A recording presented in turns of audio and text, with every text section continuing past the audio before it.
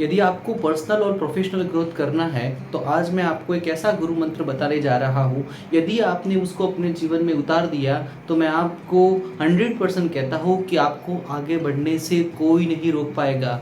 इसको समझने के लिए पहले एक छोटा सा उदाहरण समझते हैं।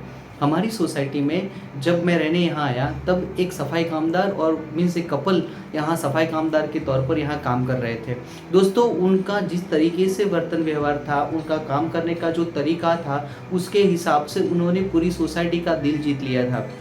जहाँ भी उनकी गलती होती थी वो उसको स्वीकारते थे, उस गलती को फिर से दोबारा ना हो इसकी रिस्पॉन्सिबिलिटी लेते थे और उसको एक्शन में भी लाते थे। जब भी कोई उनको कुछ कहता था वो दिल दिमाग से उनको सुनते थे, उसकी बात को फिर से एक्शन में लाते थे और उनकी कोई भी गलती ना हो इसका हर बार वो तैयारी बताते थे। अब दोस्तों हुआ ऐसा कि सफाई मतलब हमारे ये दो कामदार जो यहाँ आते थे उनका नाम हो गया। एक भी दिन वो यदि नहीं आते थे तो पूरी सोसाइटी को पता चल जाता था कि वो नहीं आए हैं। अरे उन लोगों को कुछ कारणों के कारण वो यदि वो नहीं आते यहाँ सोसाइटी में और उनकी जगह पर किसी दूसरे इंसान को भेजते हैं तो भी सोसाइटी को पता चल जाता था कि आज वो जो दोनों सफाई कामदार हैं वो नहीं आए। अब दोस्तों हुआ ऐसा कि कुछ कॉन्ट्रैक्ट के रीज़न के कारण एक पूरा कॉन्ट्रैक्ट बदलना पड़ा सोसाइटी को।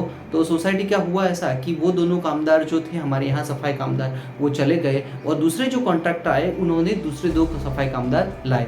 अब इसका जो स्वभाव था वो उससे एकदम ही विपरीत था। अब ये क्या करता था, हर बार अपने आप को सही प्रूव करने का ट्राई करता था। वो कहता था अभी मैंने सफाई की है यहाँ, लेकिन वो थोड़ी देर के बाद ऐसा हो गया, यहाँ तो ऐसा ही होता रहता है, बार बार सब लोग ऐसे ही है। मीन्स उसका क्या था, वो सही है बाकी सब गलत है, इसका ये नज़रिया हो गया था। अपनी बात को नहीं स्वीकारता था, यदि गलती हो रही है तो नहीं उसको फिर से सुधारने का ट्राई करता था। बस एक ही चीज़ थी, वो अपने हिसाब से काम करता रहता था। अब दोस्तों ऐसा हुआ कि पूरी सोसाइटी हर बार सफाई के मामले में उसको वो जो पिछले वाला था उसके साथ कंपेयर करने लगे।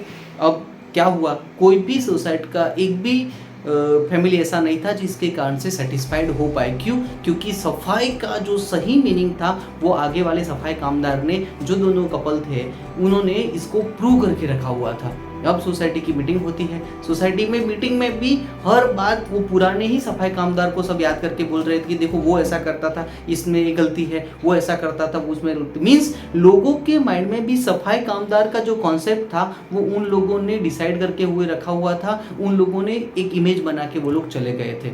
अब पूरी सोसाइटी ने फाइनली यही डिसाइड किया कि कुछ भी हो जाए वो जो आगे गए थे सफाई कामदार उनको वापस लेके आओ।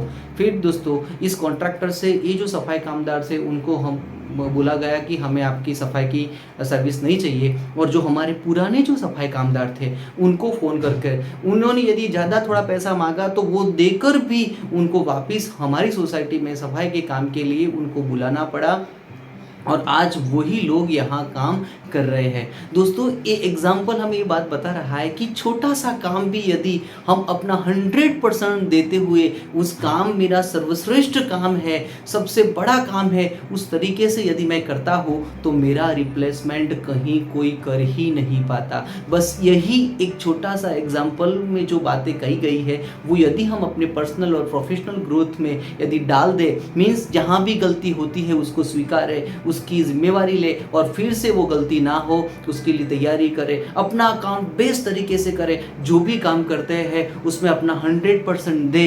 दोस्तों मैं आपको कहता हूँ कि यदि हमने ऐसा किया तो हमें आगे बढ़ने से कोई नहीं रोक पाएगा। जापान का आगे आने का सबसे बड़ा रीज़न यही था कि वहाँ के जो लोग अपने घर से जब भी बाहर निकलते हैं अपने आप को एक मैसेज देते हैं कि मैं आज जो भी काम करूँगा मैं अपना 100% दूंगा, मैं मेरे काम को श्रेष्ठ तरीके से करूंगा। तो दोस्तों इसी कारण आज जापान भी देखो कहाँ पहुँच गया है।